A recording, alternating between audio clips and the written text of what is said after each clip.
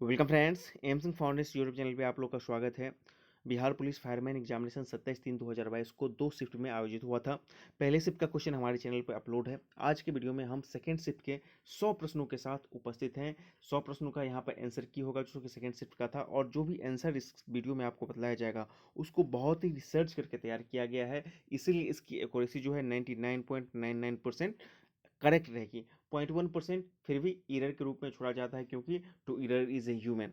यदि आप बिहार एसआई के कैंडिडेट हैं और इस वीडियो को देख रहे हैं तो आपके लिए भी खास है कि इस पूरे वीडियो में आपको वर्ल्ड हिस्ट्री के कुछ शानदार क्वेश्चंस देखने को मिलेंगे जो कि आपके एग्जामिनेशन के दृष्टिकोण से काफ़ी महत्वपूर्ण होने वाले हैं। और यदि आप बिहार पुलिस फायरमैन के कैंडिडेट हैं तो आप अपना आंसर मिलाइएगा इस वीडियो से और देखिए कितना नंबर आ रहा है। और फाइनली वीडियो के अंत में हम लोग जो फर्स्ट शिफ्ट और सेकेंड शिफ्ट है दोनों को आधार करके कैटेगरी वाइज मेल फीमेल का हम लोग कट ऑफ भी देने वाले हैं। और यदि उस कट ऑफ रेंज में आप हैं तो आपको निश्चित रूप से फिजिकल की तैयारी में लग जाना चाहिए, क्योंकि इस एग्जामिनेशन का मेरिट जो है फिजिकल पर ही डिसाइड होने वाला है। तो चलिए बिना वक्त गए वीडियो को शुरू करते हैं।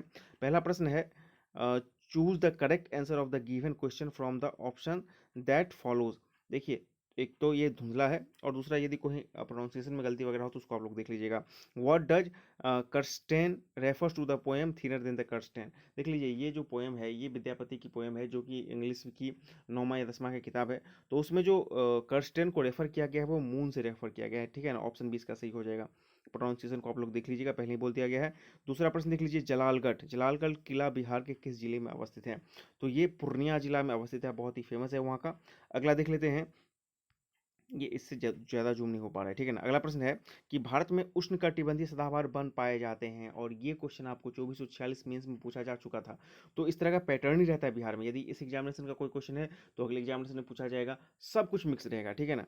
तो ये हो जाएगा आपको असम में, ऑप्शन सी इसका सही हो जाएगा। अगला देख लेते हैं, यहाँ पे एक कूलर का अंकित मूल्य 4200 है, दुकानदार इसे 3696 रुपये में बेचता है, तो छूट कितना दिया जाएगा। यदि हम लोग इसको छूट कैलकुलेट करेंगे तो 12% का छूट आएगा। ऑप्शन 20 का सही हो जाएगा। अगले प्रश्न की तरफ हम लोग आ जाएं। प्रश्न संख्या 5 बोल रहा है कि ध्वनि सबसे तेज किस माध्यम में जो है संचरित होगी। तो सबसे तेज जो हो जाएगी यहाँ पे ठोस माध्यम में हो जाएगी, ठीक है ना। ऑप्शन ए इसका सही हो जाएगा। अगला देख लीजिए, बोल रहा है कि भारत का वाटरमैन किस के नाम से कौन जाना जाता है, और ये प्रश्न आपको 2213 पीटी फर्स्ट शिफ्ट में पूछा जा चुका है, ठीक है ना। तो ऑब्वियसली सारे क्वेश्चन आपको रिपीट करते रहेंगे, ठीक है। तो इसका सही उत्तर हो जाएगा आपको राजेंद्र सिंह, ठीक है ना। तो ऑप्शन डी इसका सही हो जाएगा। ऑप्शन डी, राजेंद्र सिंह को वाटरमैन ऑफ इंडिया बोला जाता है। अगला देख लेते हैं, अम्लीय वर्षा निम्न में ऑक्साइडों के में से किसके कारण होता है। जो अम्लीय वर्षा होता है आपको पता है कि सल्फर के कारण भी होता है और नाइट्रोजन के कारण भी होता है। तो ऑप्शन डी इसका सही हो जाएगा, सल्फर और नाइट्रोजन बोथ, ठीक है।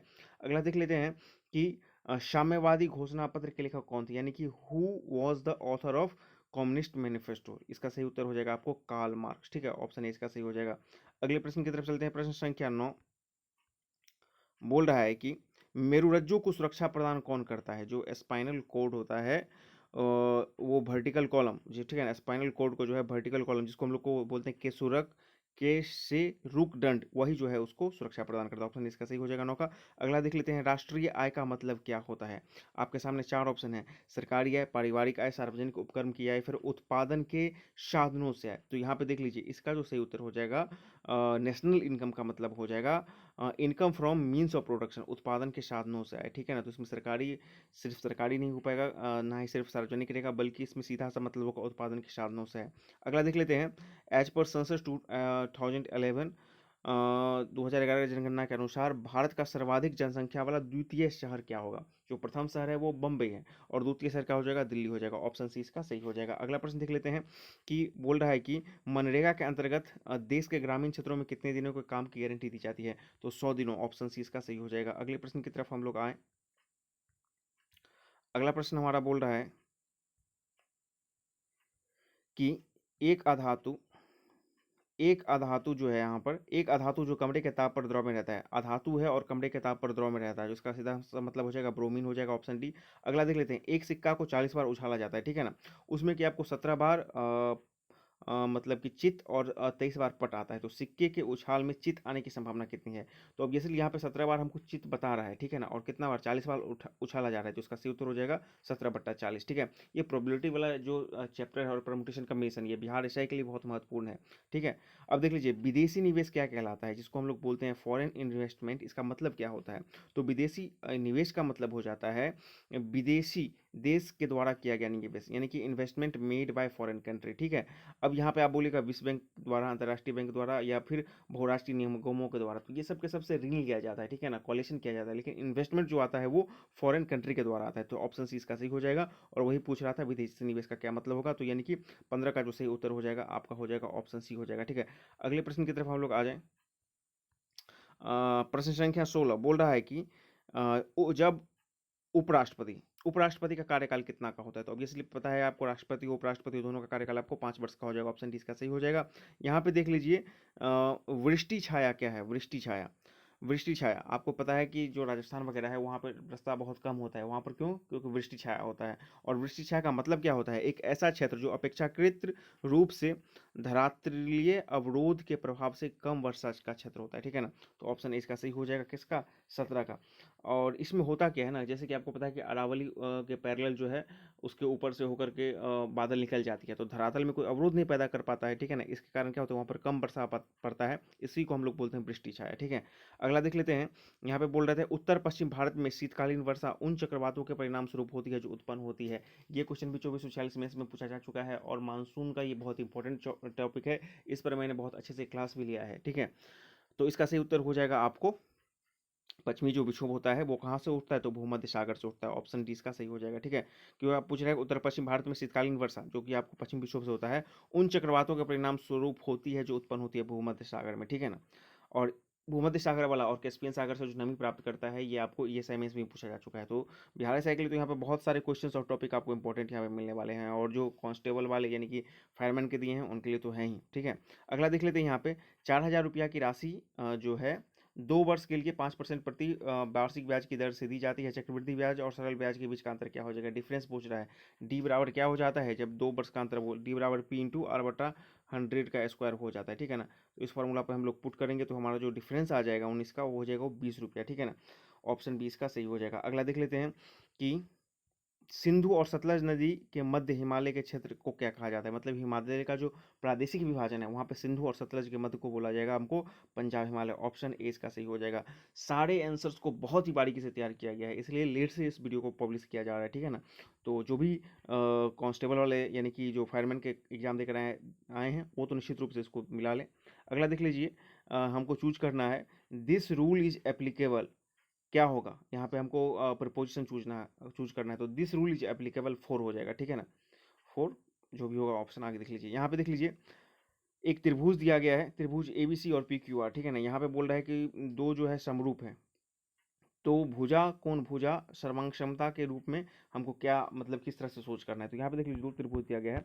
एक त्रिभुज है आपका बी सी ए है, और एक त्रिभुज है आपका पी क्यू आर, ठीक है ना, पी क्यू आर है, ठीक है। और यहाँ पे ध्यान देना है कि सी इक्वल टू क्यू और A B equal to P Q, ठीक है ना। तो सर्वांग क्षमता के नियम को फॉलो करने के लिए कौन सा भुजा एक और बराबर होगा, जिसमें कि आपको एक कोण एक भुजा तो बराबर है, हमें को दूसरा भुजा खोजना है, तो आप याद रखिएगा जो कोण बराबर होगा उसके सम्मुख का भुजा भी बराबर हो जाएगा। तो इस धार पे देख लीजिए कौन सी कोण क्यू के बराबर है, तो इस कौन सी के सामने वाला भुजा कौन हो जाएगा? ए बी, यानी कि ए बी बराबर किसके हो जाएगा? पी आर के बराबर हो जाएगा। तो ए बी बराबर पी आर ऑप्शन डी में है, तो इसका बैस का सही उत्तर हो जाएगा ऑप्शन डी हो जाएगा। अगले प्रश्न की तरफ हम लोग चलते हैं। प्रश्न संख्या 23 बोल रहा है कि द्वितीय विश्व युद्ध में 1 सितंबर 1939 को पोलैंड पर किसने आक्रमण किया था? वर्ल्ड हिस्ट्री का सवाल है। तो पोलैंड पर जो आक्रमण किया गया था वो किया गया था जर्मनी के द्वारा, और उसके साथ साथ कौन हो जाएगा? तो एडोल्फ हिटलर, ऑप्शन बी इसका सही हो जाएगा, ठीक है ना। 23 का अगला देख लेते हैं कि बोल रहा है कि the total length of land boundary of India is, ये लूसेंट का बहुत ही मतलब कि बेसिक सवाल है। जब आप इंडियन ज्योग्राफी में जाइएगा लूसेंट में, तो ये पहला ही सवाल आपको मिल जाएगा, ठीक है ना। तो 15,200 किलोमीटर हो जाएगा, ठीक है। अगला देख लेते हैं संपत्ति का अधिकार अब क्या है? संपत्ति का अधिकार जो है वर्तमान में एक क्या है? तो कानूनी अधिकार है, ऑप्शन ए इसका सही हो जाएगा। अगले प्रश्न की तरफ हम लोग आ जाएं। बोल रहा है कि 26 निम्नलिखित में से कौन सा रासायनिक परिवर्तन नहीं है, ठीक है। तो इसमें जो होगा उबलता हुआ पानी, ये रासायनिक परिवर्तन नहीं है, आप पानी को उबाल सकते हैं फिर उसको संघनन करके प्राप्त कर सकते हैं वापस, ठीक है। अगला देख लेते हैं 27, बोल रहा है कि एक वस्तु का अंकित मूल्य जो है 80 रुपया है, यदि उससे 72 रुपया में बेचा गया तो छूट का प्रतिशत क्या है। 8 रुपया का छूट दिया जा रहा है, यानी कि 8 का 10%, 80 का 10% 8 रुपया, ठीक है ना। तो ऑब्वियसली 10% का छूट दिया जा रहा है, ऑप्शन सी इसका सही हो जाएगा। मैथ इसके बहुत ही वन लीनियर थे, ठीक है। तो कट ऑफ देखिएगा, थोड़ा सा कट ऑफ आपको हाई जाने वाला है फायरमैन में। अगला देख लेते हैं, भारत की लोकसभा की प्रथम महिला अध्यक्ष रही थी, कौन थी, तो मीरा कुमार, ऑप्शन 20 का सही हो जाएगा। अगला देख लीजिए, 29 बोल रहा है कि महेश ने 12,000 रुपया चक्रवृद्धि ब्याज पर रखे, यदि रकम 5 वर्ष में दुगुना होती है तो 20 वर्ष में यह रकम कितना हो जाएगी। देखिए 5-5 वर्ष में दुगुना हो रहा है यहाँ पे, तो कुल 4 बार ये रकम जो है मल्टीप्लाई करेगा, डबल होगा, तो अंतिम रूप से ये हो जाएगा डी, 1,92,000, ठीक है ना। तो 29 का जो सही उत्तर हो जाएगा आपका ऑप्शन डी हो जाएगा। अगले प्रश्न की तरफ हम लोग चलेंगे। प्रश्न संख्या 30 बोल रहा है कि water dash at 100 degree Celsius, water boil या फिर बॉयल्स, तो water boils at 100 degree Celsius, 30 का सही उत्तर हो जाएगा, ऑप्शन बी हो जाएगा। अगला देख लेते हैं, विफलता का विपरीत क्या होगा, विफलता का विपरीत हो जाएगा आपका सफलता, ठीक है ना, ऑप्शन 20 का सही हो जाएगा। अगला देख लीजिए, बोल रहा है कि निम्न में से किस विटामिन की कमी से स्कर्वी रोग होता है, तो विटामिन सी की कमी से, ऑप्शन सी इसका सही हो जाएगा, स्कर्वी रोग हो जाएगा। 33 देख लीजिए, द्वितीय विश्व युद्ध का तत्कालिक कारण क्या था, देख लीजिए ये भी वर्ल्ड हिस्ट्री का सवाल है। द्वितीय विश्व युद्ध का जो तत्कालिक कारण था वो क्या था, आपको पोलैंड पर जर्मनी द्वारा आक्रमण, ठीक है, 1 सितंबर 1939 को किया गया था। अगले प्रश्न की तरफ हम लोग आ जाएं। 34 बोल रहा है कि उस एजेंसी का नाम बताएं जिसके मार्फत से सरकार जो है, इनकी भारत सरकार जो है स्टॉक के लिए खाद्यान्न खरीदती है, ठीक है ना। तो इसका सही उत्तर हो जाएगा आपको भारतीय खाद्य निगम, जिसको हम लोग बोलते हैं FCI, food corporation of India, option A इसका सही हो जाएगा। अगला देख लेते हैं, संपीड़ित प्राकृतिक गैस कौन सी होती है, सीएनजी गैस की बात की जा रही है, ठीक है ना। तो सीएनजी में जो होता है वो मीथेन पाया जाता है, ऑप्शन 20 का सही हो जाएगा। अगला देख लेते हैं, 36 बोल रहा है कि मैं नीर भरी दुख की बदली, ये कविता जो है किस काव्य संग्रह में संकलित है, और महादेवी वर्मा जी की है, तो ये यामा, यामा में, ऑप्शन ए इसका सही हो जाएगा। अगला देख लेते हैं 37, विश्व में किस देश में सर्वप्रथम लिखित संविधान का निर्माण हुआ था, अमेरिका में, ऑप्शन सी इसका सही हो जाएगा। जबकि ब्रिटेन में कोई भी लिखित संविधान नहीं है, इसको भी याद रखिएगा। किस समूह में बादल के पर्याय हैं, पर्यायवाची, बादल का पर्यायवाची हमको देखना है, तो वारिद, नीरद और पयोद, ऑप्शन 20 का सही हो जाएगा। 38 तक आ चुके हैं।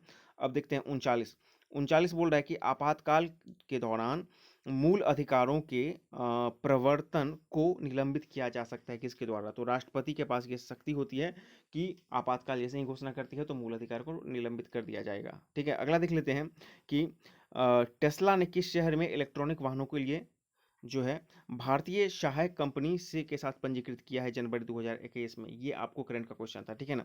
तो ये बेंगलुरु में किया गया था, ऑप्शन डी इसका सही हो जाएगा। अगला देख लेते हैं, 2011 जनगणना के अनुसार भारत में सर्वाधिक जनसंख्या वाला राज्य कौन सा है, जनगणना से 2 सवाल यहाँ पे आ रहा है, तो सर्वाधिक जनसंख्या वाला कौन सा हो जाएगा, उत्तर प्रदेश हो जाएगा। अगले प्रश्न की तरफ चलेंगे, प्रश्न संख्या 42 बोल रहा है कि भारत माता कविता के रचनाकार कौन है, भारत माता कविता के रचनाकार कौन हो जाएंगे, इसका सही उत्तर हो जाएगा 42 का, ऑप्शन बी, सुमित्रा नंदन पंत हो जाएंगे, ठीक है ना। अगला देख लेते हैं, 43 में बोल रहा है कि प्रसिद्ध गीत सारे जहां से अच्छा हिंदुस्तान हमारा की रचना कौन है, तो इसका सही हो जाएगा मोहम्मद इकबाल, ऑप्शन डी, ठीक है ना, मोहम्मद इकबाल हो जाएगा, ऑप्शन डी हो जाएगा। अगला देखते हैं 44, फिल इन द ब्लैंक्स करना है, they taught him dash to behave properly, they taught him how to behave properly, तो 44 का सही उत्तर हो जाएगा, ऑप्शन डी हो जाएगा। 45 देख लीजिए, निम्न में से कौन से राष्ट्रपति सबसे कम समय के लिए पद पर रहे, और इस तरह का सवाल बिहार एसआई मेंस के लिए बहुत ही मुफीद रहता है, ठीक है ना, वो लीनियर रहता है, इजी रहता है, लेकिन इसी में लोग फंसते हैं, ठीक है। तो सबसे कम समय तक हमको देखना है कि राष्ट्रपति कौन रहे थे, ठीक है। तो यहाँ पे देख लीजिए, जो डॉक्टर जाकिर हुसैन थे ये सबसे कम समय तक के लिए राष्ट्रपति रहे थे, 1967 से लेकर के 1969, करीब 2 साल के बीच में, ठीक है ना। तो उसके बाद बीबी गिरी बने थे, तो ऑप्शन सी इसका सही हो जाएगा, जाकिर हुसैन सबसे कम समय तक। अगले प्रश्न की तरफ हम लोग आ जाते हैं, प्रश्न संख्या 46 बोल रहा है कि वायुमंडल में स्थित ओजोन सूर्य से आने वाली किस विकिरण से पृथ्वी की सुरक्षा करता है, तो आपको पता है कि परावैंगनिक किरण, ऑप्शन 20 का सही हो जाएगा। अगला देख लीजिए, हमारी नींद कविता के कवि कौन है, ठीक है, तो इसका सही हो जाएगा वीरेन 47 का जो सही उत्तर हो जाएगा आपका ऑप्शन ए हो जाएगा, वीरेन डंगवाल, ऑप्शन ए इसका सही हो जाएगा हमारी नींद, ठीक है। अगला देख लेते हैं, दो पिंडों के बीच गुरुत्वाकर्षण बल आर निम्न रूप से व्यक्त किया जाता है, ठीक है ना। जब आर के बीच की दूरी हो। तो आपको पता है कि इसका जो फॉर्मूला होता है, दो पिंडों के बीच का गुरुत्वाकर्षण बल F=G m1 m2 बट्टा आर स्क्वायर, ठीक है ना। तो इस आधार पे आर उसके बीच की दूरी है, तो आर क्या हो जाएगा, किस रूप में व्यक्त किया जाएगा, तो 1/r², ठीक है। तो 48 का सही उत्तर हो जाएगा आपका ऑप्शन डी हो जाएगा। अगला देख लीजिए, 26 नवंबर इज ऑल्सो नोन है। 26 नवंबर को हम लोग किस रूप में जानते हैं, राष्ट्रीय विधि दिवस के रूप में, मानवाधिकार दिवस के रूप में, साक्षरता दिवस के रूप में, या पर्यावरण दिवस के रूप में। देख लीजिए, यदि यहाँ पे रहता है पर्यावरण संरक्षण दिवस तो बिल्कुल 26 नवंबर आ जाता वहाँ पे, ठीक है ना। ये 26 नवंबर की बात की जा रही है। यदि इसमें पर्यावरण संरक्षण दिवस रहता तो बिल्कुल आ जाता, लेकिन पर्यावरण संरक्षण दिवस नहीं है। और एक और दिवस इसके रूप में बहुत ही फेमसली मनाया जाता है, राष्ट्रीय विधि दिवस, ठीक है ना, नेशनल लॉ डे। तो ऑप्शन ए इसका सही हो जाएगा, ठीक है। अगला देख लेते हैं, 50 बोल रहा है कि भारत का सबसे लंबा बांध कौन सा है। आपको पता है कि हीराकुंड बांध सबसे लंबा है, वहीं पे सबसे ऊंचा बांध होगा तब टिहरी हो जाएगा, ठीक है ना। लेकिन यहाँ पे लंबा की बात की जा रही है तो क्या हो जाएगा, हीराकुंड बांध हो जाएगा। अगला देख लीजिए कि what did Mr Gressels die of. जो मिस्टर ग्रेसल्स है, ये भी किसी कविता का जो है रस्किन बॉन्ड द्वारा लिखा गया, उसका कोई एक पात्र है। तो ये स्लो स्टारवेशन से मर गए थे। ऑप्शन बी इसका सही हो जाएगा। 52 देख लीजिए कि एक डैश द्वारा बना प्रतिबिंब हमेशा आभासी, सीधा एवं अत्यधिक छोटा होता है, ठीक है ना। तो इसका जो सही उत्तर हो जाएगा 52 का, वो हो जाएगा ऑप्शन बी, उत्तल दर्पण, ठीक है। अगला देख लेते हैं, कूनो राष्ट्रीय पार्क कहाँ पर स्थित है। कूनो राष्ट्रीय पार्क आपको कहाँ पर हो जाएगा, तो मध्य प्रदेश में, ठीक है। अगले तरफ प्रश्न की तरफ चलते हैं हम लोग। प्रश्न संख्या 54 बोल रहा है कि हु वॉज, ये भी आपका जो 9th-10th का है, इंग्लिश का कुछ क्वेश्चन है, वहाँ पर है, who was blind in the story the eyes are not here, ठीक है ना, the eyes are not here, ठीक है ना। तो इसमें जो नरेटर थे, ठीक है ना, नरेटर खुद ब्लाइंड थे, ठीक है। तो इसका जो सही उत्तर हो जाएगा आपका 44 का, वो हो जाएगा आपका ऑप्शन ए हो जाएगा, ठीक है। अगला देख लेते हैं, विद्वान का विलोम क्या होगा। विद्वान का विलोम जो होगा वो हो जाएगा आपको मूर्ख, ठीक है। अगले प्रश्न की तरफ हम लोग चलते हैं। यहाँ पे बोल रहा है पद्मश्री रामचंद्र मान जी, ये भी आपको करंट का क्वेश्चन हो गया, ठीक है ना। इनको 2021 में पद्मश्री दिया गया था। तो किसके लिए प्रसिद्ध हैं, तो ये लोक नृत्य के लिए प्रसिद्ध हैं। और 2017 में इनको जो है संगीत नाटक एकेडमी अवार्ड भी दिया गया था। बिहार के छपरा जिला से इनका संबंध हो जाएगा। अगला देख लीजिए, अंबेडकर जयंती प्रत्येक वर्ष कब मनाया जाता है, तो प्रत्येक वर्ष 14 अप्रैल को अंबेडकर जयंती मनाया जाता है।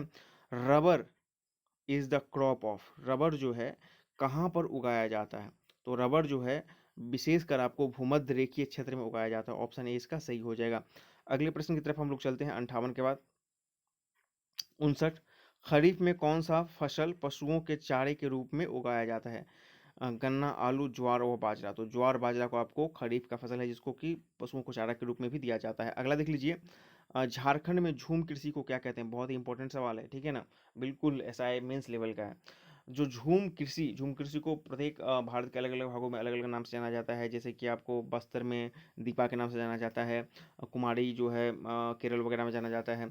तो जो झारखंड में झूम कृषि को के नाम से जाना जाता है, उसको जाना जाता है कुरुबा। ऑप्शन सी इसका सही हो जाएगा, ठीक है ना। कुरुबा नाम से झूम खेती को झारखंड में जाना जाता है। अगला देख लेते हैं, फिल इन द ब्लैंक्स करना है। He saw that the clock dash stop, he saw that the clock had stopped, ठीक है ना। ऑप्शन डी इसका सही हो जाएगा। अगला देख लेते हैं, यहाँ पे हमको देखना है कि वह राज्य युग्म जिसमें कटीले वन और झाड़ियाँ पाई जाती है, ठीक है ना। तो जो गुजरात और राजस्थान, राजस्थान में तो बेसिकली पाया ही जाता है क्योंकि वहाँ पे मरुस्थल होता है, और कुछ हिस्सा गुजरात में ही पाया जाता है। तो गुजरात और राजस्थान में जो होता है कटीले और छोटे छोटे बौने झाड़ियाँ पाई जाती हैं, ठीक है। अगले प्रश्न की तरफ चलते हैं। प्रश्न संख्या 63 बोल रहा है कि सुंदरवन राष्ट्रीय उद्यान कहाँ पर स्थित है। बहुत फेमस है 63 का, इसका सही उत्तर हो जाएगा आपको पश्चिम बंगाल में, ठीक है। अगला देख लेते हैं 64, यहाँ पे एक श्रृंखला दिया गया है, और अगला पद क्या होगा, ठीक है ना। मैथ रीजनिंग बहुत इसके ईजी है, तो इसको आपको बहुत ज़्यादा दिक्कत नहीं हुआ होगा। यहाँ पे क्या किया जा रहा है ना, जैसे कि 3 के बाद फिर 5 के बाद 7 के बाद 9 के बाद 11, फिर 11 के बाद 13 जोड़ा जाएगा, तो 37 में 13 जोड़ देंगे तो क्या हो जाएगा, 50 हो जाएगा। ऑप्शन ए इसका सही हो जाएगा, ठीक है ना। 7 3 10, 3 1 4 1 5, 50, ठीक है ना। अब देख लीजिए, what does social justice denotes. 65 का बोल रहा है कि सामाजिक न्याय क्या दर्शाता है। प्रश्न संख्या 65, ठीक है। देखिए ऑप्शन आप देख लीजिएगा, तो पुरुष और महिलाओं के हेतु सुरक्षा, समान अवसर, इसका एग्जैक्टली परफेक्ट नहीं बैठ रहा है। धन का समान वितरण भी नहीं बैठ रहा है।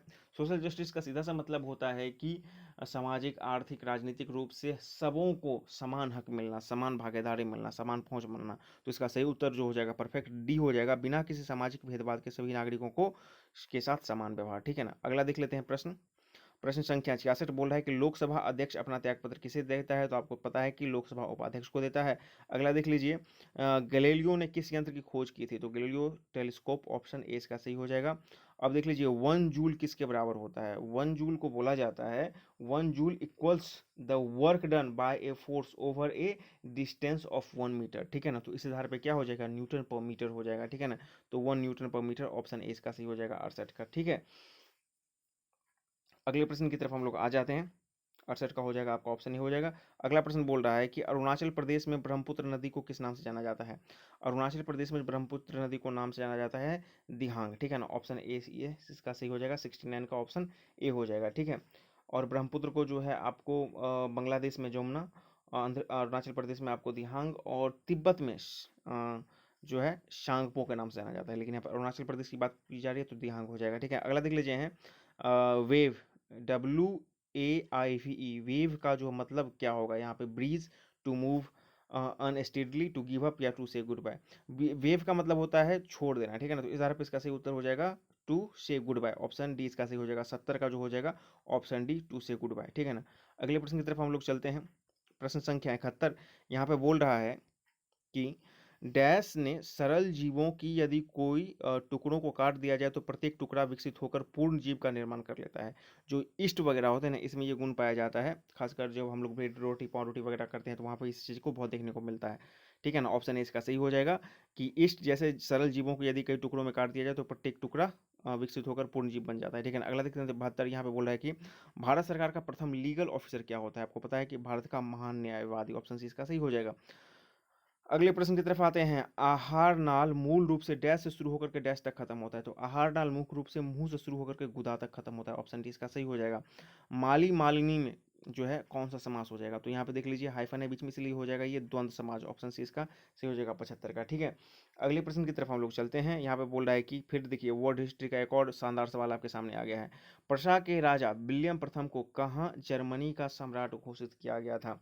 ये जो घटना है 76 में, ये घटना है 1871 में। वर्साई के राजा विलियम प्रथम को जो है जर्मनी का वायसराय घोषित किया गया था, और ये वर्साई के महल में घोषित किया गया था, ऑप्शन डी इसका सही हो जाएगा। 1871 में ये घटना हुई थी, ठीक है ना। अगला देख लेते हैं, और इसी का जो था सेनापति था बिस्मार्क था, ठीक है। अगला देख लेते हैं, किस क्षेत्र के में कामगार को रोजगार की सुरक्षा मिलती है। जो संगठित क्षेत्र होता है यहाँ पे कामगार को रोजगार की गारंटी मिलती है, पेंशन, वेतन, भत्ता का बहुत ज़्यादा एक्स्ट्रा उनको मिलता है, लेकिन असंगठित क्षेत्र को नहीं मिलता है। इसलिए सरकार बीच बीच में असंगठित क्षेत्र के लिए बहुत सारी योजना चलाती है, उनके लिए पेंशन योजना वगैरह का भी वो करती है। लेकिन यहाँ पे पूछ रहा है कि किस क्षेत्र में कामगारों को रोजगार की सुरक्षा मिलती है, तो इसका सही उत्तर हो जाएगा संगठित। अगले प्रश्न की तरफ चलते हैं 77 के बाद 78 में, कि बोल रहा है द पुलिसमैन कैचेस थीव, ठीक है ना। पुलिसमैन कैचेस थीव्स, ये प्रेजेंट टेंस की ही बात है, ठीक है ना। तो इसको हम लोग पैसिव वॉइस में बनाना है, तो इसका सही हो जाएगा thieves are caught by the policeman, ठीक है। ऑप्शन डी इसका सही हो जाएगा। यहाँ पे देख लीजिए परमाणु ऊर्जा संयंत्रों में विद्युत ऊर्जा के रूप में उत्पन्न करने के लिए यूरेनियम की किस समस्थानिक का प्रयोग किया जाता है। तो परमाणु भट्टी में जो है यूरेनियम 235 प्रयोग किया जाता है, लेकिन वही आपका जब परमाणु बम होगा जहाँ पे अनियंत्रित विखंडन करना है तो यूरेनियम 238 हो जाएगा, लेकिन परमाणु भट्टी में यूरेनियम 235 हो जाएगा, ठीक है। अगले प्रश्न की तरफ चलते हैं। बोल रहा है कि किस उत्पाद के लिए हॉल मार्क का उपयोग किया जाता है। हॉल मार्किंग अनिवार्य होता है आपको ज्वेलरी, खासकर सोना वगैरह, ठीक है ना। सोना डायमंड इस समय, तो ज्वेलरी हो जाएगा इसका सही उत्तर। अगला प्रश्न देख लेते हैं हम लोग। बोल रहा है कि 81 निम्न में से कौन सा ऊर्जा का मात्रक नहीं है। देख लीजिए जूल हो जाएगा, न्यूटन मीटर अभी हमने बताया, ये भी हो जाएगा, किलोवाट भी हो जाएगा, लेकिन किलोवाट पर आवर ये ऊर्जा का नहीं बल्कि ये शक्ति का मात्रक हो जाएगा, ऑप्शन 20 का सही हो जाएगा। यहाँ पर देख लीजिए अन्व्योंग कहाँ का प्रमुख कला केंद्र है, ठीक है ना। अवनियो, अवनियो, ठीक है ना। ये भी आपको 9वां या 10वां का हिंदी का है सवाल, तो इसका सही उत्तर हो जाएगा फ्रांस। अवनियो जो है फ्रांस का हो जाएगा। यहाँ पे देख लीजिए 83 बोल रहा है कि एक समानांतर चतुर्भुज की दो सन्निकट भुजाएं और विकर्ण बराबर है। दो सन्निकट भुजाएं ये बराबर हो जाएगा और विकर्ण भी बराबर हो जाएगा। जैसे ही विकर्ण बराबर हो जाएगा तो ये क्या हो जाएगा, एक वर्ग हो जाएगा, ठीक है ना। ऑप्शन ए इसका सही हो जाएगा, ठीक है। अगला देख लेते हैं, लीव्स ऑफ, यहाँ पे हिंदी में देख लेते हैं, डैश पादप की पत्तियां बीड़ी बनाने के उपयोग में आती है। एकस, तंबाकू, धतूरा या फिर तेंदू। तेंदू का जो पत्ता होता है उसको बीड़ी बनाने के रूप में इस्तेमाल किया जाता है। अगला देख लेते हैं 85, यहाँ पे राज्यसभा के एक तिहाई सदस्य अवकाश ग्रहण करते हैं कितने साल पर, ठीक है ना। प्रत्येक 2 साल पर जो है ग्रहण कर लेते हैं, लेकिन उसका कार्यकाल कितना होता है, तो उसका कार्यकाल यहाँ पे देख लीजिए, राज्यसभा के एक तिहाई सदस्य अवकाश, एक बार अवकाश ग्रहण करते हैं प्रत्येक कितने साल पर? प्रत्येक 2 साल पर। जी हाँ, प्रत्येक 2 साल पर जो है 1/3 सदस्य जो है अवकाश ग्रहण कर लेते हैं। तो 85 का जो सही उत्तर हो जाएगा वो उसका सही उत्तर हो जाएगा क्या? 85 का ऑप्शन ए हो जाएगा, ठीक है ना। इनका कार्यकाल 6 साल का होता है, लेकिन प्रत्येक 2 साल के बाद जो है 1/3 सदस्य जो है अवकाश ग्रहण कर लेते हैं। तो वही पूछ रहा है कि राज्यसभा के 1/3 सदस्य अवकाश ग्रहण करते हैं प्रत्येक 2 साल के पश्चात, ठीक है। 85 के बाद अब हम लोग चलते हैं 86 पर। यहाँ पे बोल रहा है कि दो पूरक कोणों का योग क्या होता है? पूरक कोण क्या होता है ना, जब दो कोण का योग 90 डिग्री होता है तो उसको हम लोग पूरक कोण कहते हैं। तो दो पूरक कोणों का योग हमको पूछ रहा है, ठीक है ना। तो ऑब्वियसली एक दूसरा का पूरक कोण है, तो दोनों का योग कितना हो जाएगा? 90 डिग्री। और दो समपूरक कोण क्या हो जाएगा? दो कोण समपूरक कब कहलाएगा? जब दोनों का योग कितना होगा? 180 डिग्री। तो तब होता है 180 डिग्री समपूरक, लेकिन पूरक है तो यहाँ पर 90 डिग्री होगा। यहाँ पे देख लीजिए, निम्नलिखित में से किस स्थान पर भारत में सर्वाधिक वर्षा दर्ज की जाती है? बहुत फेमस है, मानसीराम। ऑप्शन ए इसका सही हो जाएगा। अगला देख लीजिए, 88 बोल रहा है कि संस्कृति शब्द का विशेषण क्या है? संस्कृति शब्द का विशेषण क्या हो जाएगा? सांस्कृतिक। ऑप्शन सी इसका सही हो जाएगा, ठीक है ना। यहाँ पे देख लीजिए, 89 बोल रहा है कि भारत में प्रथम रेलगाड़ी मुंबई से डैश के मध्य में चलाई गई थी।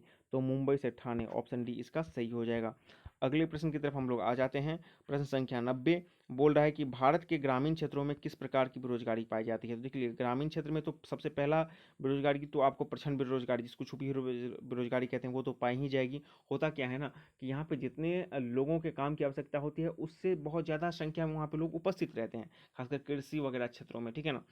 और क्या होता है, इसीलिए इसको हम लोग बोलते हैं प्रच्छन्न बेरोजगारी, छुपी हुई बेरोजगारी। और दूसरा क्या होता है गाँव में कि आपको कृषि वगैरह में ज़्यादा लोग इन्वॉल्व रहते हैं, तो मौसम पर ही उनका कृषि में के जब होता है, कृषि का मौसम होता है, तब उनको काम मिलता है, बाकी में उन्हें बैठारी हो जाता है। तो इसी आधार पर यहाँ पर क्या हो जाएगा? दोनों तरह के बेरोजगारी हो जाएंगे, यानी कि मौसमी और प्रच्छन्न दोनों हो जाएंगे। ऑप्शन सी इसका सही हो जाएगा। अगला देख लेते हैं कि सर्वप्रथम यूरोपीय व्यापारियों जो हिंदी चीन आए थे। ये सवाल आपको अभी हाल ही में जो सीएसबीसी का एग्जामिनेशन हुआ था उसमें पूछा गया था, अब उसको यहाँ पर भी रिपीट किया गया था। तो प्रथम यूरोपीय व्यापारी जो हिंद चीन में आए थे वो थे आपको पुर्तगीज। ऑप्शन सही इसका हो जाएगा पुर्तगाली, ठीक है ना। अब देख लीजिए, मेरी माँ ने आज मुझे बुलाया है। मेरी माँ ने आज मुझे बुलाया है कि जो इंग्लिश ट्रांसलेशन होगा ये क्या होगा? तो इसका सही उत्तर हो जाएगा my mother called you today. मेरी माँ ने, my mother was call you today, ठीक है ना। मेरी माँ ने आज तुम्हें बुलाया है ना। तो my mother call you today. Option B इसका सही हो जाएगा, ठीक है ना, 92 का। अगला प्रश्न देख लेते हैं, वर्ल्ड हेल्थ डे, विश्व स्वास्थ्य दिवस कब मनाया जाता है? तो 7 अप्रैल इसका सही उत्तर हो जाएगा। ऑप्शन डी 93 हो गया। 94 हम लोग देख लेते हैं कि भारत सरकार की तरफ से करेंसी नोट कौन सी एजेंसी जारी करती है? जो भी करेंसी नोट होता है वो आरबीआई जारी करती है, भारतीय रिजर्व बैंक। खाली 1 रुपया का जो है वो वित्त मंत्रालय के द्वारा जारी किया जाता है। अगला देख लेते हैं कि वह संयोजी उत्तक जो अस्थियों से मांसपेशियों को जोड़ता है। इससे पहले वाले में था बोन्स बोन्स, यानी कि अस्थि को अस्थि को जोड़ेगा तो वो हो जाएगा आपको लिगामेंट, जिसको हम स्नायु बोलते हैं। लेकिन अस्थि और मांसपेशी को जोड़ेगा तो उसको हम लोग बोलते हैं टेंडर, यानी कि ऑप्शन बी कंट्रा हो जाएगा, ठीक है ना। अगला देख लेते हैं हम लोग, आ रही रवि की सवारी, ठीक है ना, हरिवंश राय बच्चन इसकी ये कविता है। में कविता में बादलों की एक रूपता किससे की गई है? बादलों को जो है अनुचरों के रूप में तुलना किया गया। ऑप्शन बी इसका सही हो जाएगा। अगला देख लीजिए, प्लास्टर ऑफ पेरिस बनाया जाता है CSO4 2H2O किससे बनाया जाता है? तो जिप्सम से। ऑप्शन बी इसका सही हो जाएगा। अगला प्रश्न हम लोग देख लेते हैं, बोल रहा है कि 98 की यदि एक वृत्त का परिमाप और क्षेत्रफल संख्यात्मक रूप से बराबर हो, परिमाप क्या हो जाएगा? 2πr, और यहाँ पे क्या हो जाएगा? अच्छा, एक मिनट दीजिए, इसका क्या हो जाएगा? 98 का 2πr और pi r square, pi pi cut गया, एक आर से एक आर कट गया, तो आर बराबर कितना हो जाएगा? 2, यानी कि आर का हमको वैल्यू ज्ञात करना है, तो इसका सही उत्तर हो जाएगा ऑप्शन बी हो जाएगा। यहाँ पे देख लीजिए, 900 किलोमीटर का चारधाम हाईवे प्रोजेक्ट किस राज्य में है? अभी हाल ही में सुर्खियों में रहा था, सुप्रीम कोर्ट से ये परमिशन के लिए गया था। वहाँ पे जो भी पर्यावरण है, वहाँ पर्यावरण जो भी संस्थाएं हैं उनको परमिशन नहीं मिल पा रहा था। तो ये कहाँ पर है? उत्तराखंड। ऑप्शन डी इसका सही हो जाएगा, चारधाम हाईवे प्रोजेक्ट, ठीक है ना। अगला देख लेते हैं, 100वां प्रश्न, प्रथम टीका विकसित किया गया था। प्रथम टीका विकसित किया गया था एडवर्ड जेनर के द्वारा। कब? तो 1796 ईस्वी में। और इन्होंने प्रथम टीका किसका विकसित किया था? जो चेचक का किया था। तो ऑप्शन बी इसका सही हो जाएगा। इस प्रकार आपने 100 प्रश्न देखे जो बिहार पुलिस फायरमैन जो एग्जामिनेशन 27/3/2022 था उसके सेकेंड शिफ्ट का क्वेश्चन था। क्वेश्चन के आंसर को बहुत ही बारीकी से तैयार किया गया है। ऑलमोस्ट 99.9% इसके करेक्ट हैं, ठीक है ना। इससे आप लोग मिलाइए जो व्यक्ति इस एग्जामिनेशन को देकर आए हैं। अब आप हम लोग थोड़ा बात कर लेते हैं इसके कट ऑफ पर, और फिर देखिए कि आप इसमें कट ऑफ में आ रहे हैं या क्या नहीं आ रहे हैं। क्वेश्चन का सबसे पहले बात कर लेते हैं। तो क्वेश्चन का जो लेवल था वो इजी टू मॉडरेट था, ठीक है ना। इसमें 70 के आसपास स्कोर करना बहुत आसान था यदि जो भी स्टूडेंट थोड़े से भी सीरियस थे, ठीक है ना। और दोनों का यदि लेवल को देख लें तो लेवल जो 2 वाला है वो थोड़ा सा कंपेरेटिवली 1-2 क्वेश्चन कहीं कहीं ईजी लग रहा है, ठीक है ना। हालांकि आप ये नहीं कह सकते हैं जाहिर तौर पर कि कौन सा हार्ड कौन सा ईजी है, क्योंकि किसी स्टूडेंट के लिए कोई क्वेश्चन अलग अलग रहता है, ठीक है ना। लिहाजा दोनों को यदि सामूहिक रूप से देखें तो आपको इजी टू मॉडरेट था।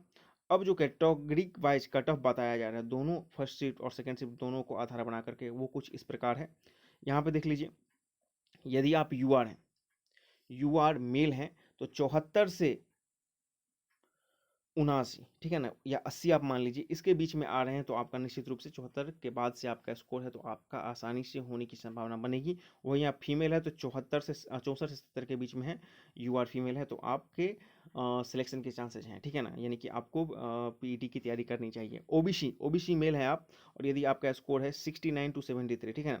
ओबीसी में यदि आपका स्कोर है 69 टू 73, और फीमेल में, ओबीसी फीमेल में आपको 60 टू 64 है तो आपको तैयारी में लग जाना चाहिए। ईडब्ल्यूएस में यदि आप हैं 67 टू 71 और फीमेल हैं, ईडब्ल्यूएस फीमेल है आपको 63 से लेकर के 67 के बीच में, तब भी आपकी तैयारी बिल्कुल है, आपके होने की संभावना है। ईबीसी मेल यदि आप 64 से 69 के बीच में है तब भी आपके होने की संभावना बिल्कुल है। वहीं ईबीसी फीमेल यदि 58 से 62 हैं तो आपके होने की संभावना है बिल्कुल। एससी यदि आप मेल हैं और 58 से 63 हैं तो आपके सिलेक्शन की संभावना है, आपको पीईटी देने का मौका मिल सकता है। वहीं एससी फीमेल है तो 52 से 57 है तो आपकी संभावना बन रही है। एसटी मेल है 60 से 64 है तो आपकी संभावना है। वहीं एसटी फीमेल है 55 से 60 के बीच में आपकी संभावना बन रही है। तो ये एक प्रोबेबल अनुमानित कट ऑफ है क्वेश्चन के लेवल और छात्रों का जो फीडबैक है उसके आधार पर। यदि आप मिलाइए सेकंड शिफ्ट में, फर्स्ट शिफ्ट में थोड़े से क्वेश्चन वगैरह गलती थे, लेकिन सेकंड शिफ्ट में आपको बिल्कुल एक्यूरेट क्वेश्चन है। आप देख लीजिए कि इस कैटेगरी में इससे मिलाने के बाद कि आप इस कैटेगरी में आ रहे हैं या नहीं आ रहे हैं, तो आपको अपनी तैयारी में लग जाना चाहिए, ठीक है।